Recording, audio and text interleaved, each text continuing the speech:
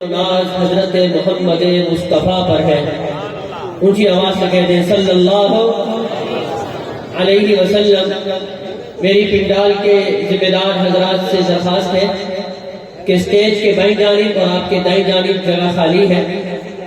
یہاں پر آپ حضرات کو محبت کے ساتھ تلقین کریں کہ یہاں تشریف رکھیں. اب میں بلا تاخیر ملتمس ہوں نواسہ امیر شریعت سید عطا اللہ شاہ بخاری رحمۃ اللہ علیہ، محترم و مکرم عم محترم عظیم نسبتوں کے امین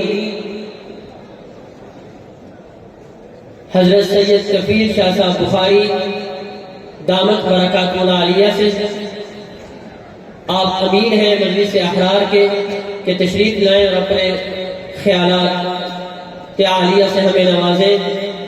نواسہ امیر شریعت حضرت سید کفیل شاہ بخاری دامت برکاتہ العالیہ.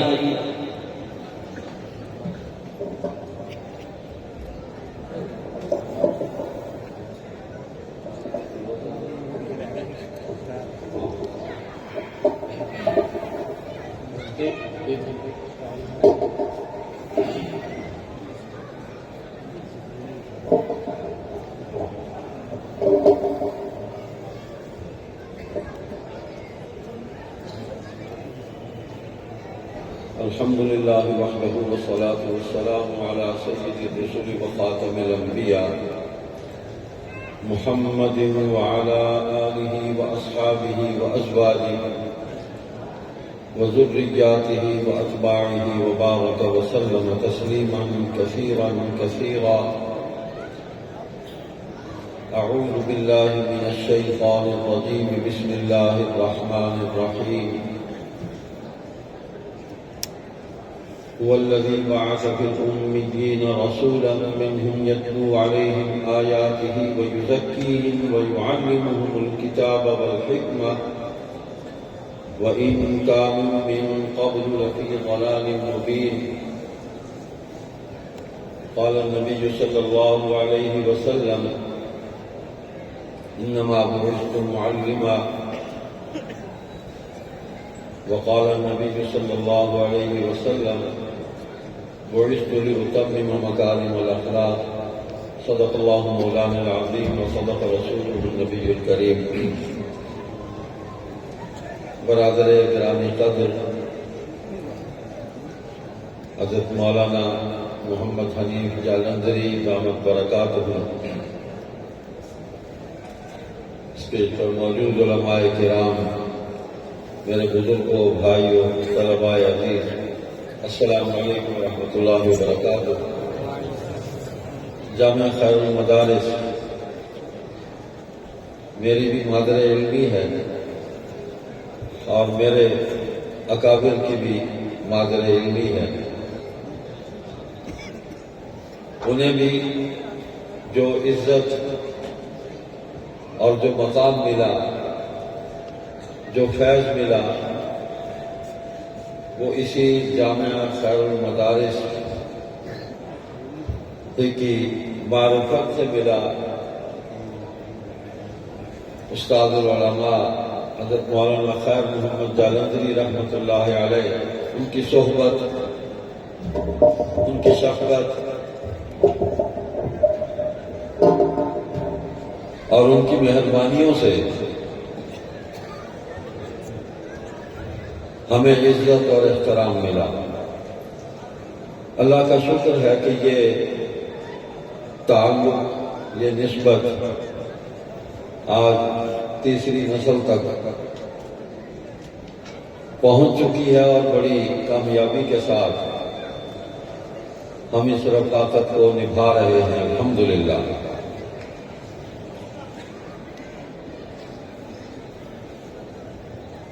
مجھ پر مختلف ذمہ داریاں ہیں اور نسبتوں کے حوالے سے بھی مجھے کچھ اپنا بھی لحاظ کرنا پڑتا ہے اور کچھ باتیں ان نسبتوں کی وجہ سے عرض بھی کرنی پڑتی ہے. حضرت امیر شریعت رحمۃ اللہ علیہ کا تعلق حضرت مولانا خیر محمد جلندری رحمۃ اللہ علیہ کے ساتھ کچھ ایسا تھا کہ بھائی بنے ہوئے تھے، اور یہی وہ تعلق تھا کہ وہ اپنے سب سے بڑے فرزند حضرت مولانا سید ابو معاویہ ابو ذر بخاری رحمۃ اللہ علیہ کو جب خیر المدارس جلندر لے کر پہنچے تو حضرت نے فرمایا کہ کیسے آئے؟ فرمایا کہ اس کو لے کے آیا ہوں بیٹے کو کہ دین پڑھ لے۔ دارالعلوم دیوبند بھی لے کے گیا، سہارنپور بھی لے کے گیا، اور بھی کئی مدرسے اس کو میں نے دکھائے، ہر جگہ اس نے کہا میرا دل نہیں لگتا۔ تو جب خیر المدارس میں پہنچے تو اب اس نے کہا کہ ابا جی یہیں پڑھوں گا، میرا دل یہاں لگ گیا۔ حالانکہ مدرسہ کی کوئی عمارات، کوئی سہولیات جو آج ہے، یا دارالعلوم دیوبند میں جو کچھ تھا، سہارنپور میں تھا، وہ خیر المدارس میں تو اتنی سہولیات نہیں تھی۔ تو حضرت مولانا خیر محمد صاحب رحمۃ اللہ علیہ نے فرمایا کہ شاہ جی اس نے کہیں نہیں جانا تھا، میں اور میری اہلیہ ایک عرصے سے تہجد میں یہ دعا کرتے تھے کہ یا اللہ ہمیں شاہ جی کا یہ بیٹا عنایت فرما دے، ہم اس کو دین پڑھائیں۔ اب اندازہ کریں کہ یہ ان کی غیبوبت میں ایسی عظیم الشان دعا تھی، اس کی قبولیت کے راستے میں کیا چیز حائل ہو سکتی تھی۔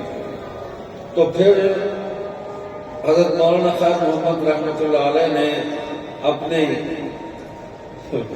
اس چاہت کہ جس طرح ناز برداریاں کی ہیں کہ گھر سے کھانا لے کے آتے تھے خود اٹھا کے، تو اصل نام تو ان کا عطاء المنعم تھا، لیکن بعد میں انہوں نے تحریکی اپنی جد و جہد کی نسبت سے ابو معاویہ ابو ذر بخاری کر لیا تھا۔